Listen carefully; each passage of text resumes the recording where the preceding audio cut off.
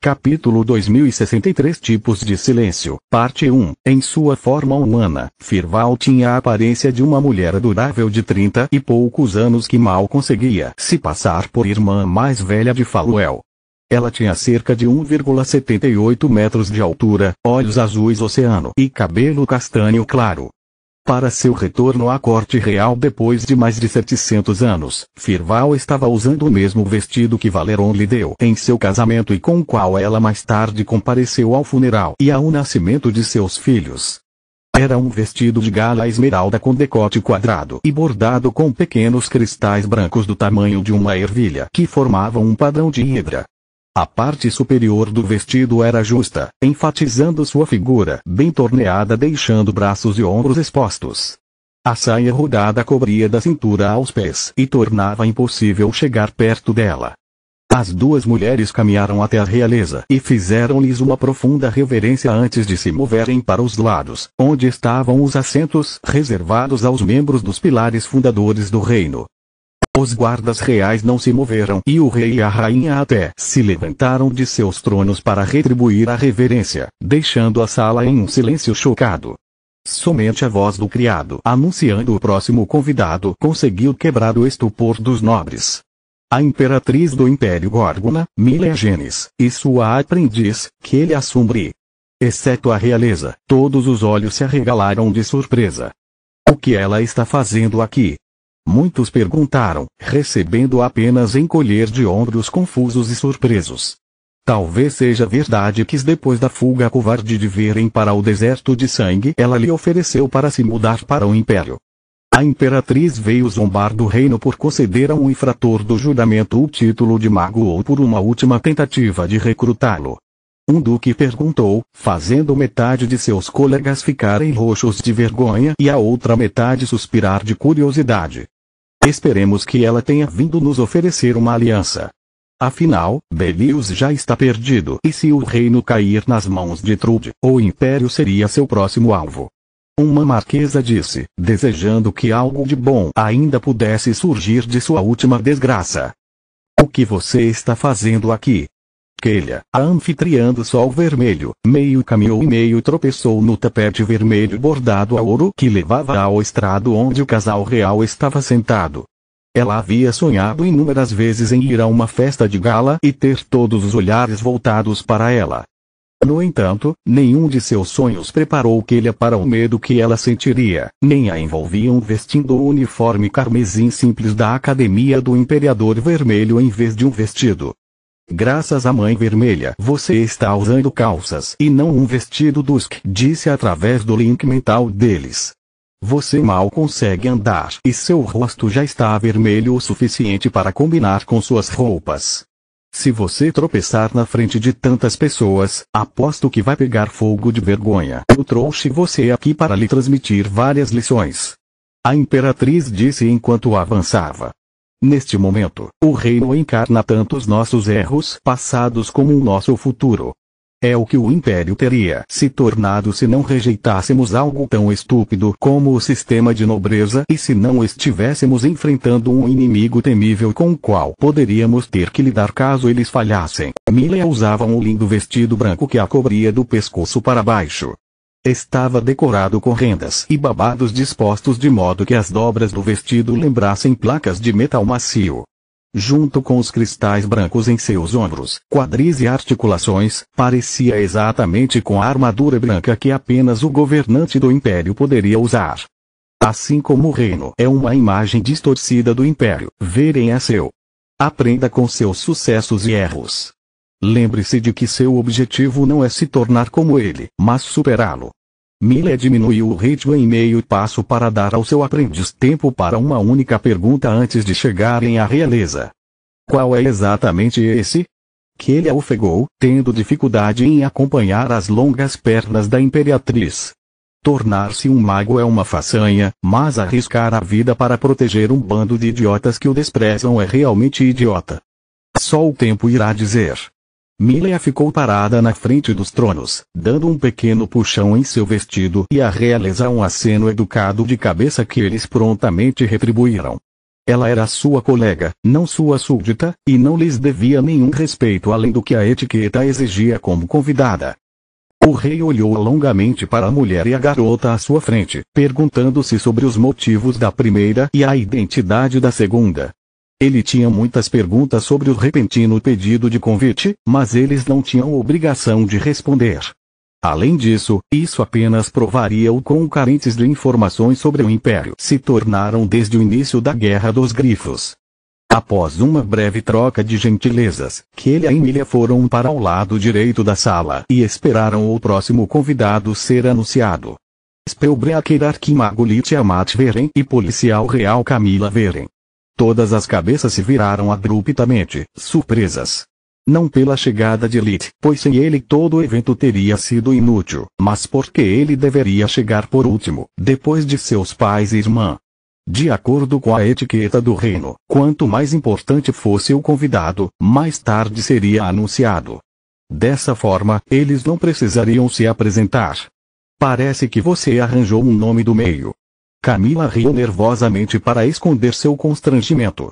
Ela usava um vestido de noite de cetim de seda azul oceanos bordado em prata para formar um padrão de penas, complementando o traje de seu parceiro.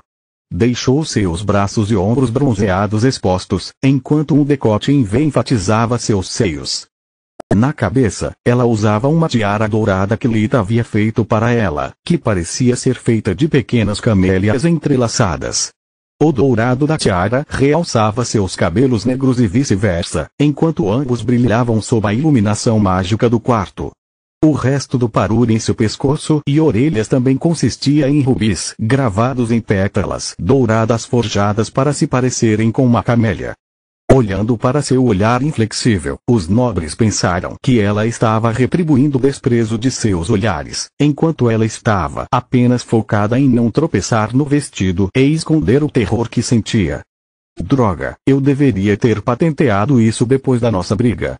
Foi a segunda vez que Camila andou no tapete vermelho do salão de banquetes, mas seus joelhos estavam tão fracos que ela precisou segurar o braço de Lit para não cair. Até os espelhos eram emoldurados com ouro maciço, enquanto todas as tapeçarias e afrescos nas paredes não eram apenas obras-primas de tal calibre que até mesmo um leigo nas artes como ela ficava boquiaberto com sua beleza, mas também ficavam encantados. Cada obra de arte nas paredes e no teto representava cenas épicas de batalha e os avanços mágicos dos magos do passado que mudaram a história do reino. A ideia de que um dia um marido pudesse estar entre eles era suficiente para deixá-la tonta. Capítulo 2064 Tipos de Silêncio, Parte 2. E essa era apenas a área em frente à entrada, diante da multidão que os atacava por todos os lados, deixando vazio apenas o espaço do tapete. A sala à sua frente tinha mais de 40 metros de comprimento e mais de 30 metros de largura. Era mais alto do que um prédio de 3 andares, com varandas nos níveis superiores onde pessoas que não eram importantes o suficiente para ficarem perto da realeza ainda poderiam assistir à cerimônia. Era um local menos cobiçado, pois de lá era impossível misturar-se com os outros nobres e participar das fofocas palacianas, mas naquele dia até os corredores que levavam aos camarotes da ópera estavam lotados, dividindo a corte real em 4 níveis, baseados em sua importância. Um único tapete de seda vermelha com bordas bordadas a ouro que ia das portas duplas de 3 metros de largura até os 2 degraus que distanciavam o piso onde ficavam os nobres e o estrado da família real. Dessa forma, mesmo sentados em seus tronos dourados, os governantes do reino seriam capazes de desprezar todos os presentes, reafirmando seu status e autoridade. Cada canto e camarote do salão de banquetes era iluminado por lustres de cristal alimentados por cristais de mana que datavam da época do próprio Valeron. O primeiro rei esperava que, ao partilhar a sua luz eterna com os seus descendentes, eles também herdassem a sua visão para o país que ele construiu. Nas paredes, tapeçarias magicamente encantadas projetariam em círculos os grandes feitos que o atual rei realizara para ser considerado digno do trono.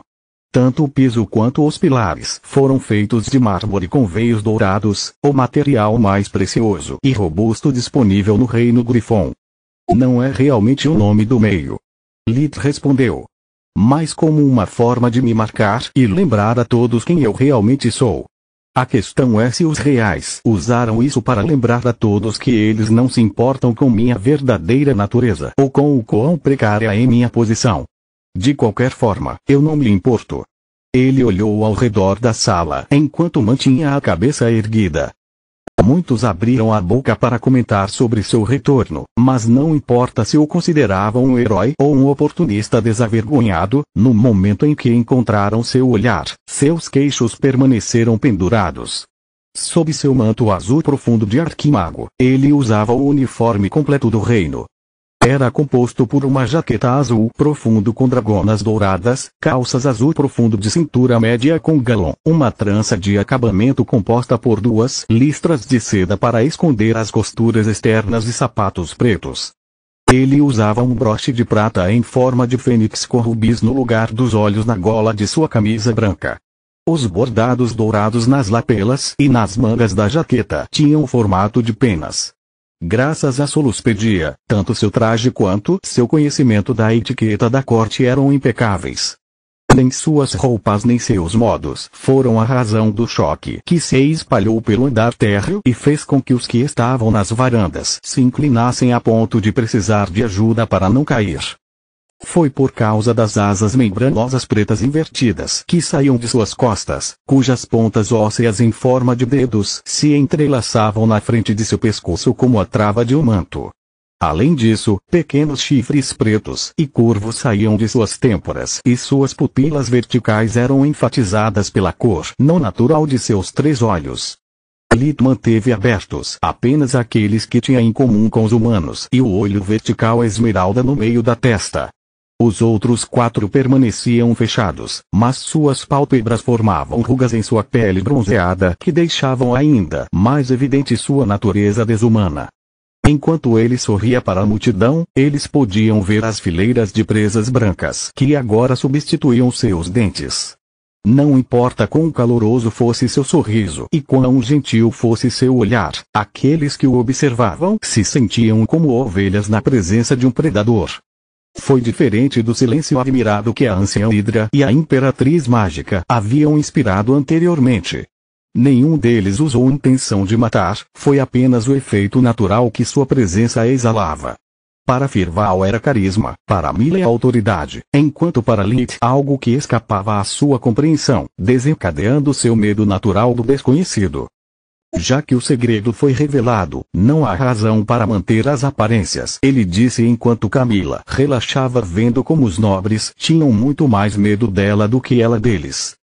Eles estavam esperando um monstro em roupas humanas, então não podem reclamar se eu lhes der exatamente o que eles querem. Cansei de esconder quem sou e o que posso fazer. Se alguém tiver um problema com isso, não é da minha conta.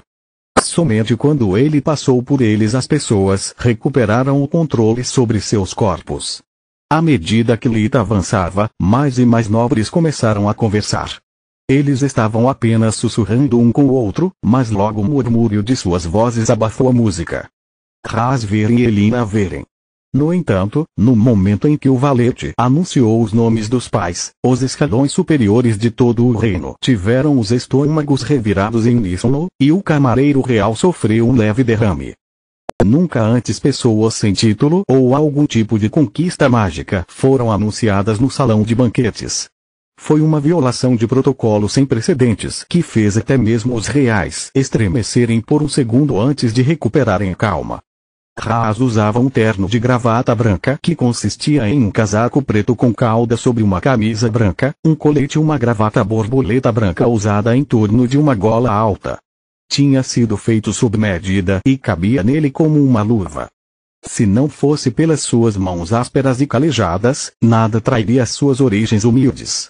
Uma vez ele tinha pavor de eventos públicos e era uma fonte de constrangimento para seus filhos. No passado, seus joelhos sempre o traíam e ele passava a maior parte das galas olhando para o chão como se tivesse invadido a festa em vez de ter sido convidado. Depois de ser sequestrado pelos homens do Baronete Ogun e pelo que Opal fez com ele, Haas não se importava menos.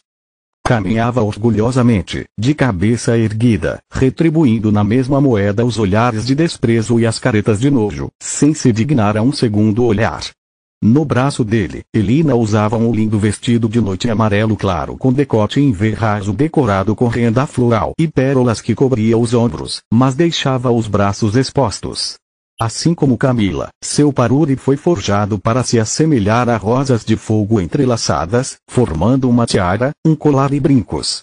Ela olhou para os nobres que lotavam a sala em desafio, desejando que um deles fosse estúpido o suficiente para violar abertamente o decreto real que garantia sua hospitalidade.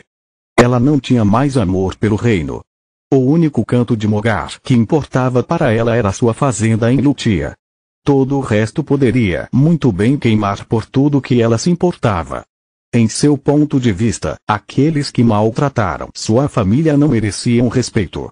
Mago Tistaverin e sargento de primeira classe Trioverin, o valete real anunciou, fazendo tantas cabeças virarem tão rápido que ele não ficaria surpreso se provocassem uma súbita rajada de vento. Pela primeira vez não foi Tista que despertou a curiosidade mórbida de uma multidão, mas sim seu par. Continua no próximo vídeo.